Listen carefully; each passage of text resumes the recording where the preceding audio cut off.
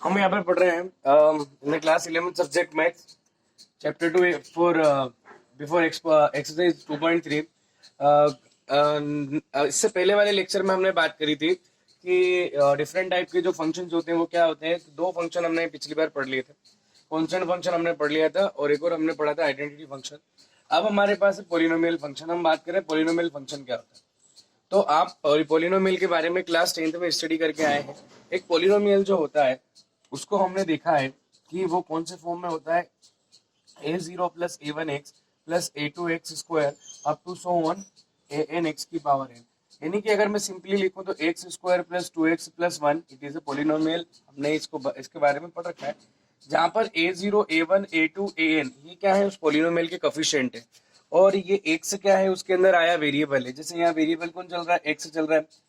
और इसके अंदर क्या है, पावर, हाईएस्ट पावर जो हमने यहाँ देख रखी वो है। तो कोई भी पोलिनोमियल फंक्शन आपका अगर ऐसा होता है, जिसे यहाँ पर मैंने डिफाइन कर दिया y is equal to f x and polynomial function is it is defined by a0 plus a1x plus like that, where n is a non negative integer. जो हाईएस्ट पावर होती है वो नेगेटिव कभी नहीं होती, और यहाँ पर नॉन नेगेटिव है कि वो कभी भी नेगेटिव नहीं होगी। एंड a0 a1 a2 ये जो वैल्यू जो कोफिशिएंट दिखाई दे रहे हैं पोलिनोमियल के, वो क्या है, एक रियल वैल्यू, रियल नंबर से। अब हम बात करते हैं कि ऐसा फंक्शन जो होता है वो जो इस टाइप में होता है उसको क्या बोलते हैं अपन, polynomial function. A function which is defined in the form of f x equal to a0 plus a1x plus a2x square plus a3x cube up to so n, that is polynomial function. इसका एक example दे रहे हैं, तो polynomial function का एक example देखिए। यहाँ पर एक फंक्शन है जो कि real set of real number से रियल नंबर पर डिफाइंड है, और f x is equal to क्या आ गया, एक्स स्क्वायर आ गया, और ये आपका क्या हो गया, पोलिनोमियल फंक्शन हो गया। इसके लिए हमने ग्राफ डिनोट किया। तो आपको क्या करना है कि जब भी पोलिनोमियल फंक्शन के लिए हम ग्राफ डिनोट करेंगे तो उसके लिए हम क्या कर लेंगे, टेबल बना लेंगे। ठीक है, एक टेबल बना ली। तो यहाँ अपन क्या करेंगे, एक्स की वैल्यू पुट करेंगे और उसके रेस्पेक्ट में अपन क्या निकाल लेंगे, एफ एक्स, और एफ एक्स को हमने वाई के इक्वल रख दिया। एक्स की वैल्यू आप यहाँ पुट करना, एक्स की वैल्यू 0 पुट करी तो यहाँ पर 0 पुट करेंगे तो एफ एक्स भी क्या हो जाएगा, 0। हम 1 रखते हैं तो क्या आ जाएगा, 1। फिर हम क्या रखेंगे, 2, तो ये आ जाएगा कितना, 4। फिर हम रखेंगे 3, तो ये कितना आ जाएगा, 9। तो इस तरीके से हम जब क्या करेंगे, यहाँ ग्राफ डिनोट करेंगे तो ग्राफ आपका जो इस एक्स स्क्वायर का ग्राफ बनेगा ना, वो ये बन जाएगा आपका ये वाला ग्राफ। ठीक है, अब इस ग्राफ को क्या बोलते हैं, तो ये ग्राफ बनता है आपका अपवर्ड पैराबोला। क्या बनेगा, अपवर्ड पैराबोला, है ना। यानी कि ये पैराबोला है और ये कहाँ बनेगा, ऊपर की ओर, उसकी डायरेक्शन होगी अपर साइड में, positive direction towards the positive y axis. ठीक है, तो ये है आपका कौन सा, पॉलिनोमियल फंक्शन। इसके और भी एग्जांपल, ये एक एग्जांपल था हमारा क्वेश्चन एग्जांपल नंबर 13। तो पॉलिनोमियल फंक्शन जो होगा उसके लिए ग्राफ जो बनता है हमारा, यहाँ पर एक कर्व बनता है, और ये हो गया हमारा एक्स स्क्वायर के लिए क्या बन रहा है, रेक्टेंगुलर। एक्स स्क्वायर के लिए बन रहा है हमारे पास यहाँ पैराबोला। ठीक है, अब आगे चलते हैं। एक फंक्शन हमारा पॉलिनोमियल फंक्शन भी होता है। दूसरा हम बात कर रहे हैं यहाँ पर पॉलिनोमियल फंक्शन के बाद हम पढ़ेंगे एक बात और यहाँ पर है कि इसकी जो डोमेन होती है पॉलिनोमियल फंक्शन की, ये सभी रियल वैल्यू के लिए डिफाइंड होता है। तो इसकी डोमेन जो होगी, यानी कि हम क्या कर सकते हैं, आर से आर पर जब हम डिफाइन कर रहे हैं तो इसका मतलब हम कोई सी भी वैल्यू के लिए अगर यहाँ से सिलेक्ट करें फर्स्ट सेट में से, तो सारी वैल्यू के लिए हमें कोई ना कोई यहाँ पर इमेज जरूर मिलती है। किसी न किसी रियल वैल्यू के लिए कोई ना कोई वैल्यू जरूर हमको मिलेगी। तो डोमेन जो है वो डोमेन हो गया आर, और इसकी रेंज जो है वो भी क्या हो गई, आर हो गई। ठीक है, क्योंकि सभी के लिए उधर भी कोई ना कोई अपनों को इमेज जरूर मिलेगी। फिर हम आगे बात करते हैं। इसके बाद हमारे पास फंक्शन है, यहाँ हमारे पास अब आ रहा है रेशनल फंक्शन। रेशनल फंक्शन क्या होता है, आपको रेशनल नंबर पता है, पी, ये क्या होता है, पी बाई क्यू के फॉर्म में, लेकिन डिनोमिनेटर इसका 0 के इक्वल नहीं होना चाहिए। ये रेशनल नंबर होता है। तो रेशनल फंक्शन जो होता है बिल्कुल ऐसा ही, rational function f x upon g x के फॉर्म में होता है। यानी कि एफ एक्स और जी एक्स दोनों क्या है, आपके पोलिनोमियल है। ठीक है, लेकिन कंडीशन ये है कि जी एक्स कभी भी 0 के इक्वल नहीं होना चाहिए। यानी कि जो फंक्शन डिफाइंड होगा, जो भी रेशनल फंक्शन है, जो भी किसी सेट से किसी सेट पर डिफाइंड है, तो उसमें हमेशा उस बात का ध्यान रखा जाएगा कि नीचे वाला 0 के इक्वल नहीं होना चाहिए। यानी कि ऐसी सारी वैल्यू को हम क्या कर देंगे, एलिमिनेट कर देंगे। ये हमारा सेट आर से आर पर एक फंक्शन डिफाइंड है। ठीक है, और हम बात कर रहे हैं यहाँ पर कि हम क्या करेंगे, ऐसी सारी वैल्यू के लिए, ऐसी सारी वैल्यू जिनके लिए gx क्या हो जाता है, जीरो हो जाता है।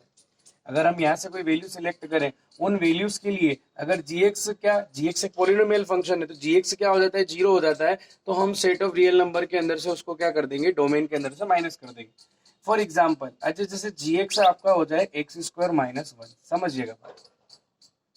सेट ऑफ रियल नंबर में आपकी दो ऐसी वैल्यू है, माइनस वन और वन। अब माइनस वन और वन जो है वो आपकी डोमेन में है, तो डोमेन में हम क्या करेंगे, सबसे पहले कि इन दोनों को अगर मान लो कि गलती से मैंने यहाँ रख दिया वन स्क्वायर माइनस वन, तो ये हो गया जीरो, और एक और मैंने रख दिया minus one square minus one, तो वन माइनस वन, ये भी हो गया जीरो। यानी माइनस वन और वन के लिए gx क्या हो जाता है, जीरो आ जाता है। तो इसका मतलब इसकी डोमेन में हमें क्या करना पड़ेगा, तो डोमेन में हम क्या रखेंगे कि डोमेन जो हो जाएगी वो हो जाएगी set of real numbers excluded, छोड़कर, किसको छोड़कर, माइनस वन और वन को छोड़कर, ये डोमेन हो जाएगा। तो आपको ये समझ में आ जाएगा कि डोमेन रेशनल फंक्शन के लिए बनानी कैसी है।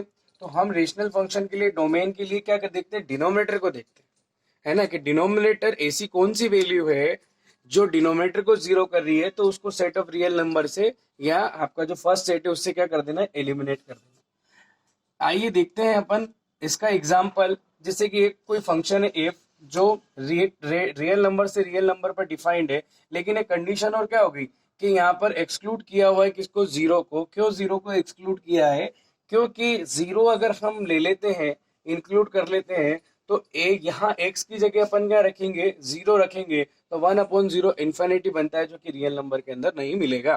क्लियर है, यानी कि यहाँ कर दिया हमने वन अपॉन जीरो, जो कि बन गया क्या, उसकी इमेज क्या हो गई, इनफाइनाइट पर होगी।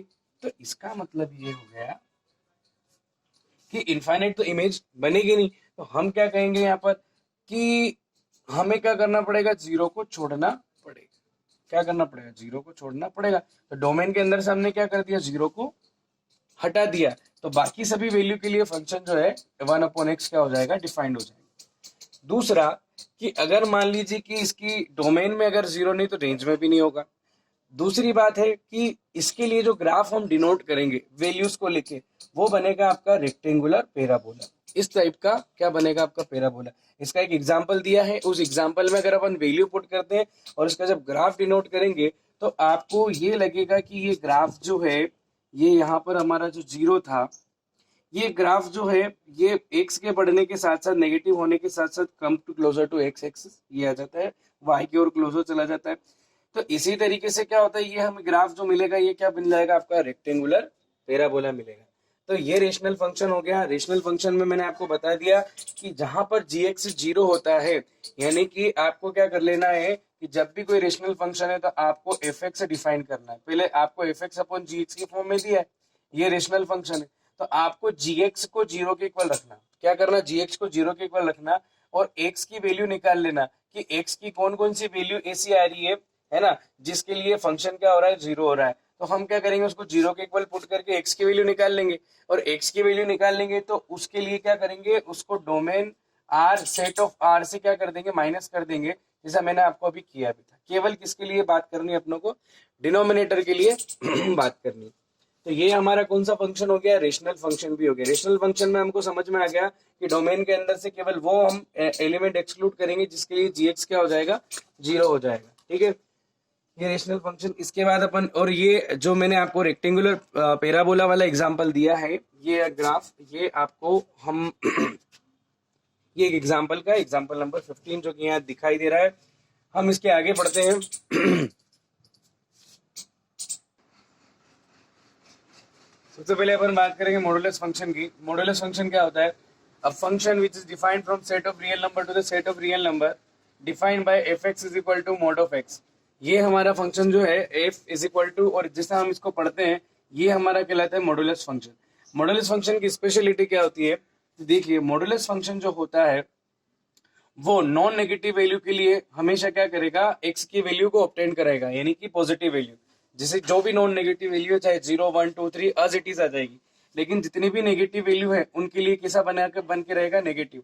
For example x is equal to, अगर मैंने लिया यहाँ पे 1, तो मॉडुलस फंक्शन जो मेरा होगा f x is equal to, वो क्या रिप्रेजेंट कर रहा है, ओनली x। तो फॉर 1 इट इज ओनली क्या हो जाएगा 1। लेकिन जब मैं इसको x की वैल्यू को क्या ले लेता हूँ -1, x इज इक्वल टू -1, तो ध्यान दीजिएगा f ऑफ -1